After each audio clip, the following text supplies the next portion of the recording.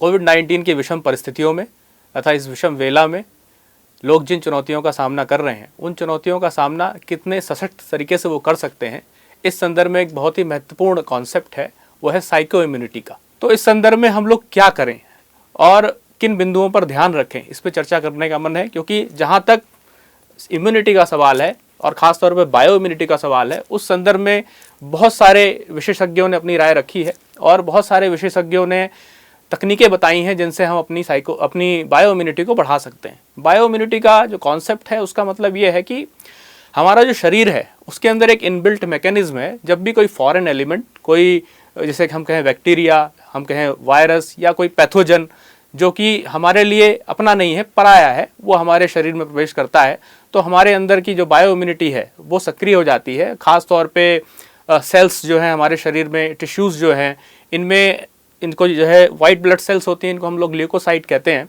तो ये इनके अंदर ये विशेषता होती है कि ये फॉरेन एलिमेंट्स को पहचान लेते हैं, आइडेंटिफाई कर लेते हैं और आइडेंटिफाई करने के बाद उनको मारने के लिए, उनको किल करने के लिए एक दूसरी व्यवस्था हमारे शरीर में बनी रहती है। तो कई तरह के हमारे शरीर में सेल्स होती हैं, कुछ सेल्स उन्हें पहचान करने का काम करती हैं, कुछ सेल्स उन्हें ख़त्म करने का काम करती हैं। और फिर साथ ही साथ इसमें एक और इनबिल्ट मैकेनिज्म होता है कि मतलब जिस शत्रु को उन्होंने पराजित कर दिया, जिस बैक्टीरिया को, वायरस को पराजित कर दिया, उससे संबंधित जो भी विशेषताएं हैं, उससे संबंधित जो भी उसकी छवि है, उसे स्टोर करके रख लेते हैं और पुनः अगर वो बैक्टीरिया या वायरस आता है और अटैक करता है तो वही सेल्स फिर से सक्रिय हो जाती हैं और उसके जिसे कहें कि एंटीबॉडीज़ हमारे शरीर के अंदर बने रहते हैं और वो एंटीबॉडीज़ उन्हें समाप्त कर देते हैं। तो आपने देखा कि एक इनबिल्ट मैकेनिज्म है बायो इम्यूनिटी को बरकरार रखने के लिए और इससे हम स्वस्थ रहते हैं। और इसी क्रम में साइको इम्यूनिटी बड़ा ही महत्वपूर्ण कॉन्सेप्ट हो जाता है, क्योंकि बायो इम्यूनिटी पे तो हमने बहुत सारा काम कर लिया और उसको बूस्ट करने के लिए भी बहुत सारे तरीके हमारे पास हैं कि किस तरह से वाइट ब्लड सेल्स, WBC की संख्या हम अपने शरीर में बढ़ा लें, किस तरह से अपने टिश्यूज़ को मजबूत कर लें। तो इस संदर्भ में चूँकि जो कोविड-19 की परिस्थितियाँ हैं, ये वायरस सभी को संक्रमित कर रहा है, तो इस संदर्भ में WHO या आयुष मंत्रालय या स्वास्थ्य मंत्रालय, भारत सरकार, उन्होंने बहुत सारी चीज़ें बताई हैं कि भाई आप काढ़ा पिएं और काढ़े में आप गिलोय डालें, तुलसी डालें, हरसिंगार डालें और बहुत सारी चीज़ सामग्रियों का, अदरक इत्यादि का प्रयोग करें, काली मिर्च का प्रयोग करें। तो काढ़े इत्यादि से भी हमारी इम्यूनिटी बूस्ट हो रही है। साथ ही कहा जाता है कि आप व्यायाम करें और आप डीप ब्रीदिंग करें, प्राणायाम इत्यादि करें, ये सब चीज़ों को अपनाएं, तो इससे आपकी जो है इम्यूनिटी बूस्टअप होती है। तो जहाँ पर भी जिसका जो फोकस है, वो फोकस जो है शारीरिक इम्यूनिटी को बढ़ाने को लेकर के है।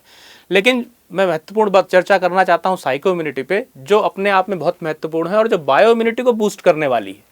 अगर हमारी साइको इम्यूनिटी वो कमज़ोर रह जाती है और हम केवल बायो इम्यूनिटी पर कार्य करते रहते हैं, तो मनोबल कमज़ोर होने पर शरीर बल अपने आप कमज़ोर हो जाता है, क्योंकि मन और शरीर दोनों का परस्पर अन्योन्याश्रित संबंध है, दोनों एक दूसरे से जुड़े हुए हैं।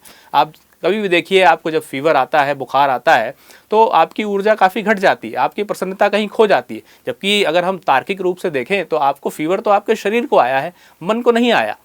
लेकिन चूंकि मन गुथा हुआ है, घुला मिला है, किससे घुला मिला है? शरीर से घुला मिला है। तो इसलिए जो है, चूंकि जब शरीर की ऊर्जा कम हो गई तो मन भी कहीं ना कहीं कमज़ोर हो जाता है, क्योंकि शरीर से ही मन का संबंध है। अब कैसे संबंध है? इसके बीच में एक सेतु है प्राण के रूप में। प्राण मन और शरीर दोनों को जोड़ करके रखता है। तो हमारा जो फोकस होगा वो साइको इम्यूनिटी पे होगा, और साइको इम्यूनिटी को जब हम बढ़ाएंगे तो जाहिर सी बात है, क्योंकि साइको इम्यूनिटी बायो इम्यूनिटी से ज़्यादा सूक्ष्म है, तो जब हम सूक्ष्म पे कार्य करते हैं तो स्थूल अपने आप सुधर जाता है। वहीं अगर हम केवल बायो इम्यूनिटी को सुधारते रहें तो सूक्ष्म पे असर तो पड़ता है, लेकिन वो असर थोड़ा सा सूक्ष्म की अपेक्षा कम होता है। तो अगर हम साइको इम्यूनिटी पे अपना जोर डालें, उस पर ध्यान दें, उसके तकनीकों का अभ्यास करें, तो हमारी साइको इम्यूनिटी दिन प्रतिदिन बढ़ती चली जाएगी और रोग प्रतिरोधक क्षमता हमारे अंदर बढ़ जाएगी। हम इसे दूसरे रूप शब्दों में ऐसे भी समझ सकते हैं कि जब हमारी बायो इम्यूनिटी कमज़ोर होती है तो हम शारीरिक रोगों से ग्रसित हो जाते हैं, हमें बुखार आ जाता है या हमें अन्य अनेक प्रकार की समस्याएं हो जाती हैं। लेकिन जब हमारी जो है साइको इम्यूनिटी कमज़ोर पड़ती है तो हमें स्ट्रेस बहुत ज़्यादा सताता है, एंग्जाइटी बहुत ज़्यादा सताती है, डिप्रेशन सताता है और अन्य प्रकार के जो मनोवैज्ञानिक रोग हैं, मनोरोग हैं, उनसे हम ग्रसित हो जाते हैं। तो इन मनोरोगों से हम कैसे बचे रहें और अपने आत्मविश्वास को कैसे हम बढ़ाए रखें, इस पर हमें चर्चा करनी है। क्योंकि आत्मविश्वास अगर है, मन के हारे हार है, मन के जीते जीत। तो ये जो कार्यक्रम जिस संदर्भ में, जिसके अंतर्गत मैं यहाँ पर बोल रहा हूँ, हारिए ना हिम्मत, मतलब आपको जो है अपनी हिम्मत नहीं हारनी है। तो कैसे आप अपनी हिम्मत को बनाए रखें, कैसे आप अपने आत्मविश्वास को बनाए रखें, किन किन बिंदुओं पर आपको ध्यान देने की आवश्यकता है, उसके ऊपर हम लोग चर्चा करेंगे। तो मोटे तौर पे आप देखें तो साइको इम्यूनिटी क्या है कि कोई भी फॉरेन थॉट, कोई भी फॉरेन इमोशन, कोई भी फॉरेन जिसे कहें कि इंफॉर्मेशन, वो आपके ऊपर जब अटैक करती है तो आपका अस्तित्व, आपका व्यक्तित्व विचलित नहीं होना चाहिए, आपका मन विचलित नहीं होना चाहिए। आप जैसे थे वैसे ही आप रहने चाहिए। ऐसा नहीं होना चाहिए कि आप उस आक्रमण की वजह से टूट गए, बिखर गए, डिसऑर्गेनाइज्ड पर्सनैलिटी में कन्वर्ट हो गए। इस चीज़ का हमें ध्यान रखने की आवश्यकता है। तो हम एक ऑर्गेनाइज्ड पर्सनैलिटी रहें, हमारे अंदर जितनी क्षमताएं हैं उन क्षमताओं का हम उपयोग कर सकें अपने प्रगति के लिए, अपने विकास के लिए, तो अति उत्तम होगा।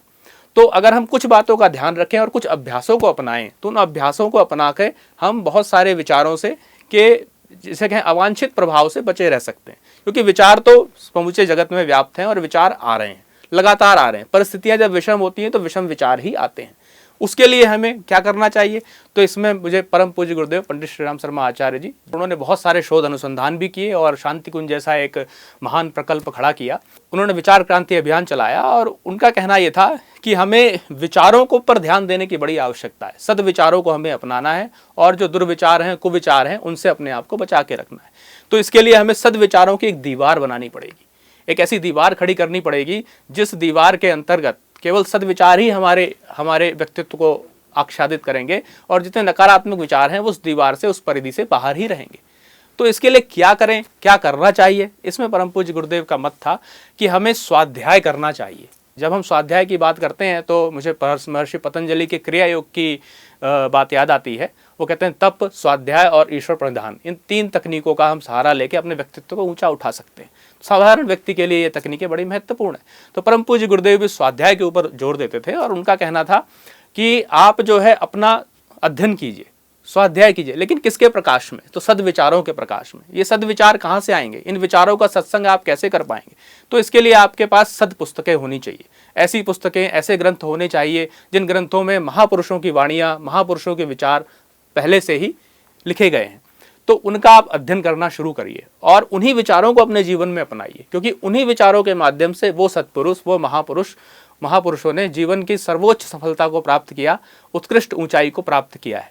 तो जाहिर सी बात है कि वही हमारे लिए है। जिन चीज़ों को वो मना करते हैं वो हमारे लिए नहीं है। तो एक दीवार आपको बनानी है, तो दीवार इसी माध्यम से बनेगी।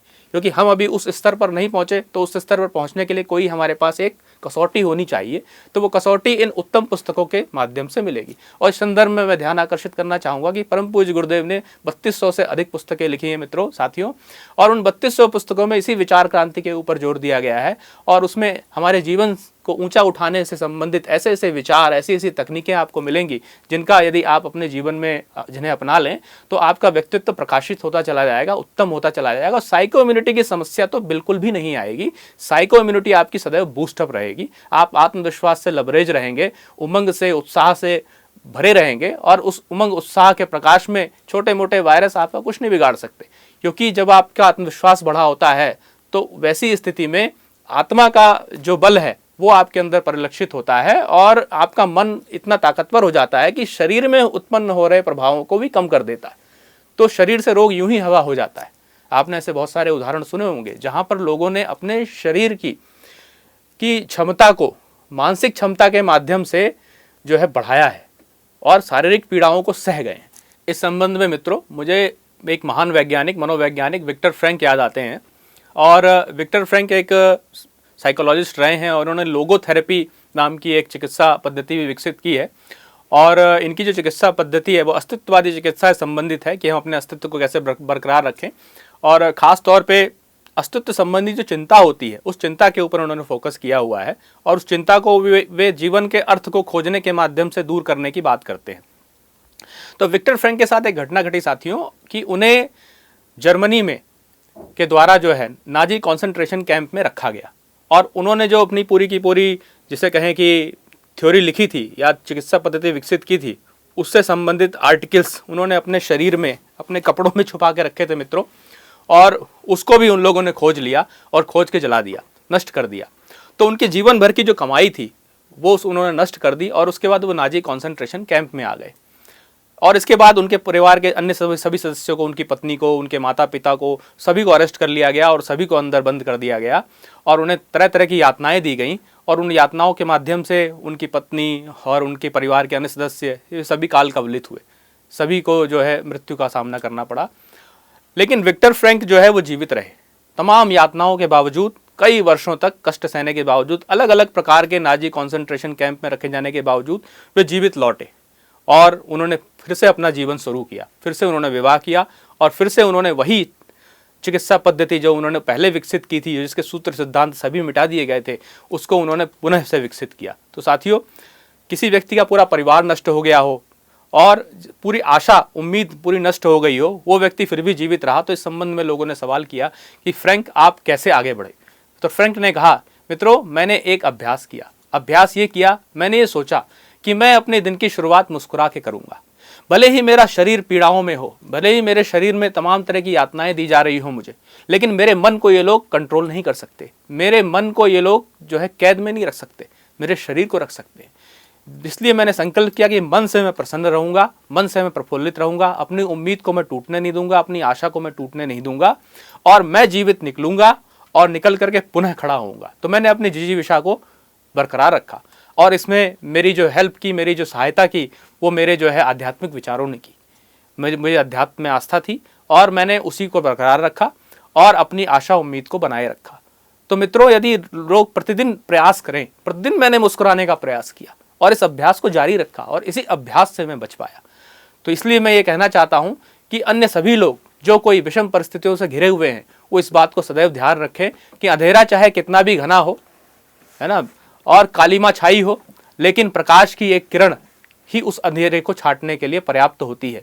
इसलिए उस प्रकाश की किरण का इंतजार करें, प्रकाश की किरण अवश्य फूटेगी। जैसे रात के बाद सवेरा होता है, सूर्य उपस्थित होता है, उदित होता है, वैसे ही जो है आपके जीवन में भी अंधेरा छट जाएगा और प्रकाश आएगा। यदि हम स्वाध्याय को जीवन में उतारें तो इससे हमारी साइको इम्यूनिटी बढ़ी रहती है, क्योंकि वहाँ पर हमारे सामने कसौटी होती है जिसके प्रकाश में हम अपने आप को देख सकते हैं, अपने विचारों को देख सकते हैं, कौन से विचार उत्तम है इनका फैसला कर सकते हैं। तो इस संदर्भ में कुछ एक तकनीकों पर चर्चा करने की आवश्यकता है। एक तो स्वाध्याय हो गया, लेकिन स्वाध्याय में कौन से विचारों को रखें, इसके लिए हमें कॉस्ट बेनिफिट एनालिसिस ये करने की जरूरत है।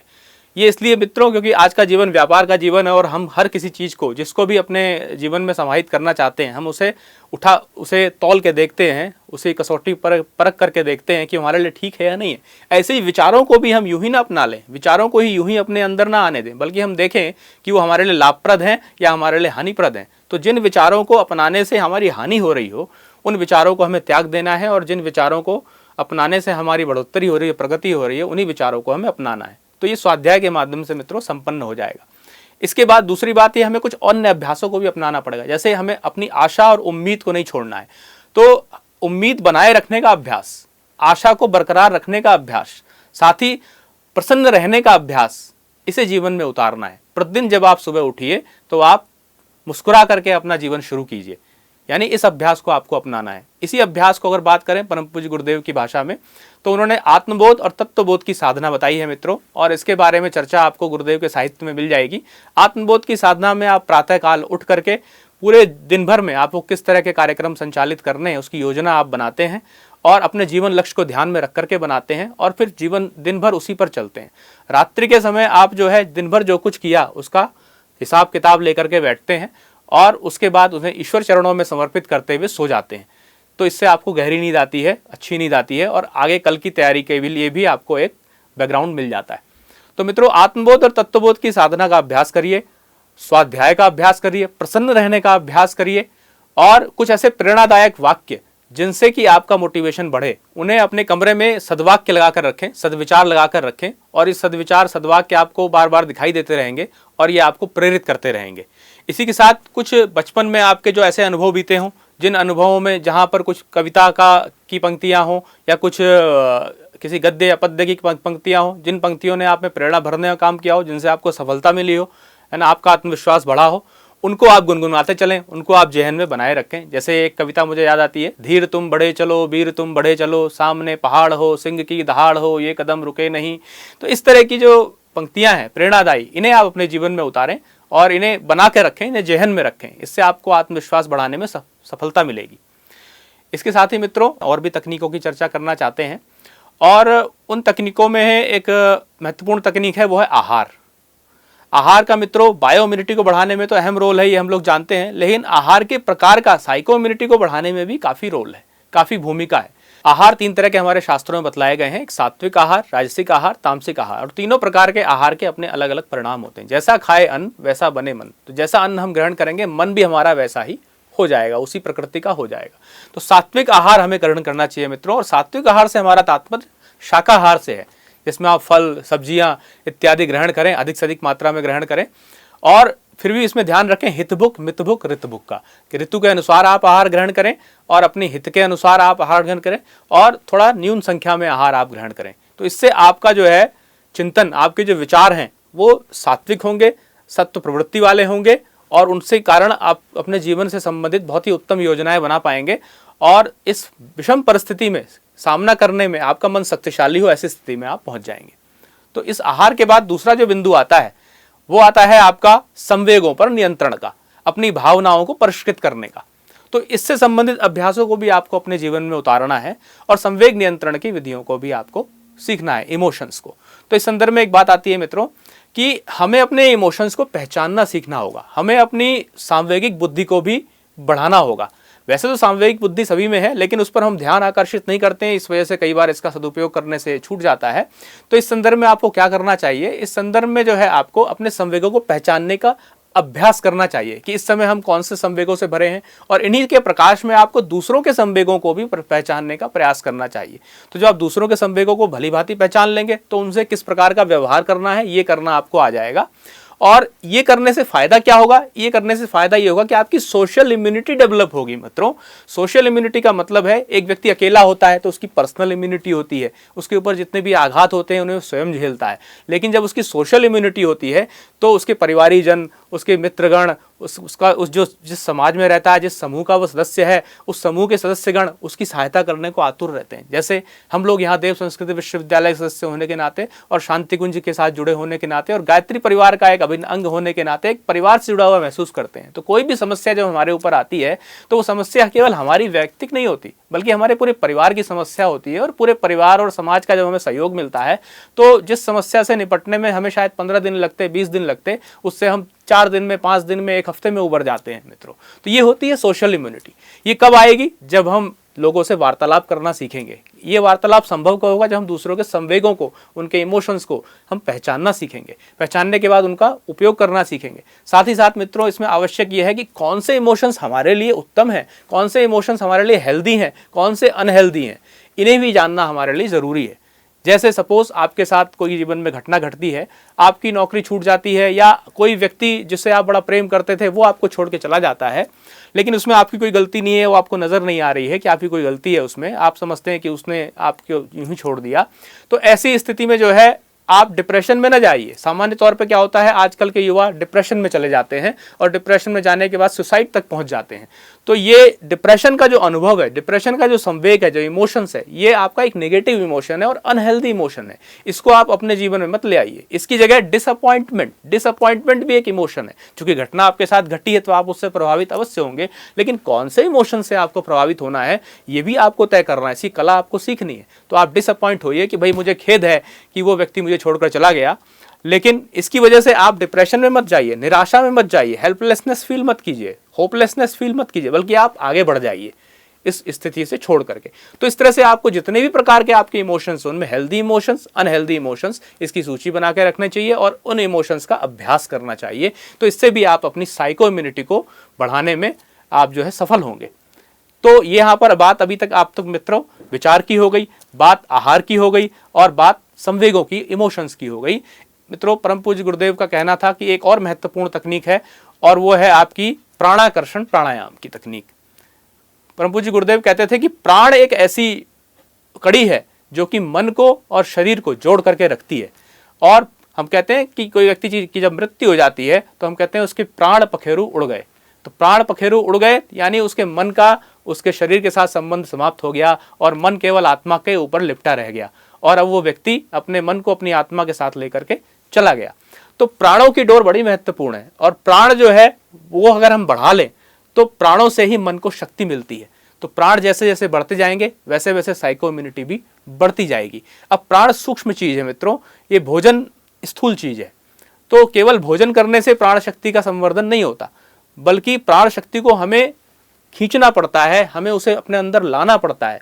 लाने के लिए कौन सी तकनीक सहायक हो सकती है, इस संदर्भ में परम पूज्य गुरुदेव ने आदि प्राणायाम से आदि व्याधि निवारण नाम की पुस्तक में प्राणाकर्षण प्राणायाम का बड़ा ही उचित उल्लेख किया है।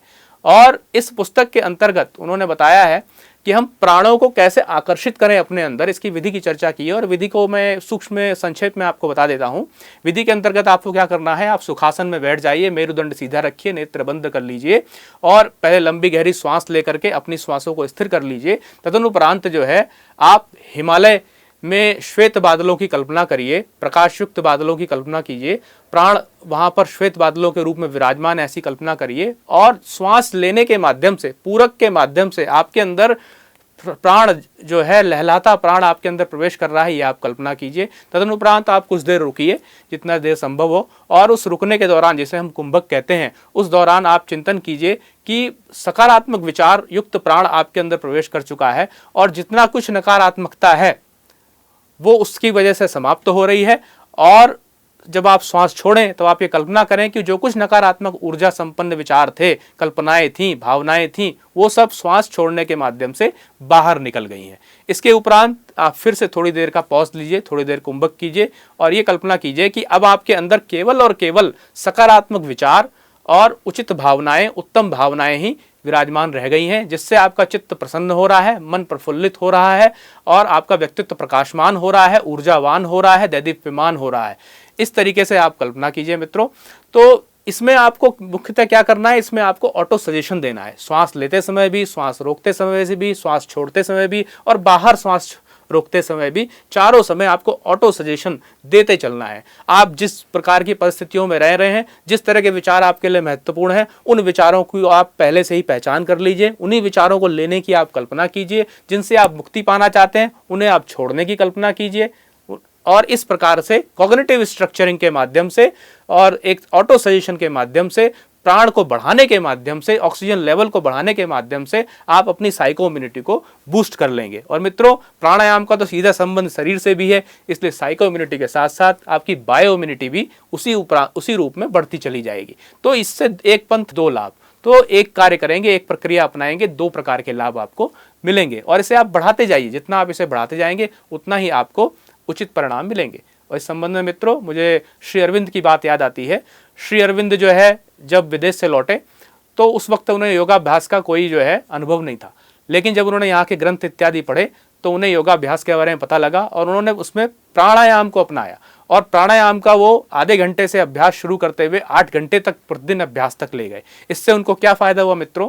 फ़ायदा ये हुआ कि वे स्वतंत्रता संग्राम में लोगों को जागृत करने के लिए, मोटिवेट करने के लिए कथाएं लिखते थे, कविताएं लिखते थे, लेख लिखते थे। तो उन लेखों को लिखने में, तैयार करने में उन्हें कई कई दिन लग जाते थे। लेकिन जब वे प्राणायाम का अभ्यास करने लगे तो उन्हें इन विचारों को, कविताओं को और लेखों को लिखने में बिल्कुल भी समय नहीं लगता था, बल्कि उनकी लेखनी लिख नहीं पाती थी, इतने तीव्रता से उनके मन में विचार, गद्य पद्य आते थे। तो मित्रों, ये बड़ा ही महत्वपूर्ण है और श्री अरविंद इस चीज़ को उन्होंने अपने जीवन में साक्षात करके दिखलाया है। और इस तरह अन्य लोगों ने, परम पूज्य गुरुदेव भी ब्रह्मनाड़ी का ध्यान करते थे और प्राणायाम इत्यादि का निरंतर अभ्यास करते थे। तो उनका 80 वर्ष के जीवन में उन्होंने 800 वर्ष में एक व्यक्ति जो कार्य कर सकता है उसको उन्होंने 80 वर्ष के जीवन में करके दिखलाया। और ये जो है इन्हीं सब अभ्यासों का परिणाम है मित्रों। तो साइको इम्यूनिटी को आपको बूस्टअप करना है, उसको आगे बढ़ाना है, तो प्राणाकर्षण प्राणायाम को करना ना भूलें, इसे अवश्य करें, अपने जीवन में अपनाएं। देव संस्कृत विश्वविद्यालय में और शांति कुंज में इस हेतु कई प्रशिक्षण सत्र भी चलते हैं और वहाँ पर भी इनकी ट्रेनिंग दी जाती है, सिखलाया जाता है। और आप फ़ोन के माध्यम से संपर्क करके भी और ईमेल के माध्यम से संपर्क करके भी इस संबंध में ज़्यादा जानकारी प्राप्त कर सकते हैं। तो मित्रों, प्राणाकर्षण प्राणायाम बड़ा ही महत्वपूर्ण रहा। अब इससे उच्चतर तकनीक की बात करते हैं और इससे उच्चतर तकनीक जो है जिससे हमारी साइको इम्यूनिटी बूस्ट होती है वो है ध्यान मित्रों। और ध्यान के संदर्भ में भी एक मैं महत्वपूर्ण ध्यान की चर्चा करना चाहूँगा जिसका नाम है अमृत वर्षा रसानुभूति ध्यान। और इस अमृत वर्षा रसानुभूति ध्यान के सृजिता हैं परम पूज्य गुरुदेव पंडित श्री राम शर्मा आचार्य जी। उन्होंने साधना से सिद्धि इस वांग्मय के अंतर्गत उन्होंने इसका वर्णन किया हुआ है। और अमृत वर्षा रसानुभूति ध्यान के अंतर्गत उन्होंने बताया है कि हम सभी अमृत की संतान हैं, अमृत के पुत्र हैं, हमारा पूर्ण रूप से नाश कभी नहीं हो सकता, क्योंकि हमारी आत्मा अजर अमर है।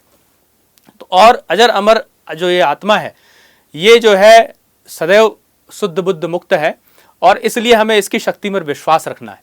और ये जो आत्म अमृत वर्षा रसानुभूति ध्यान है, ये ध्यान हमें उसी ओर ले जाता है।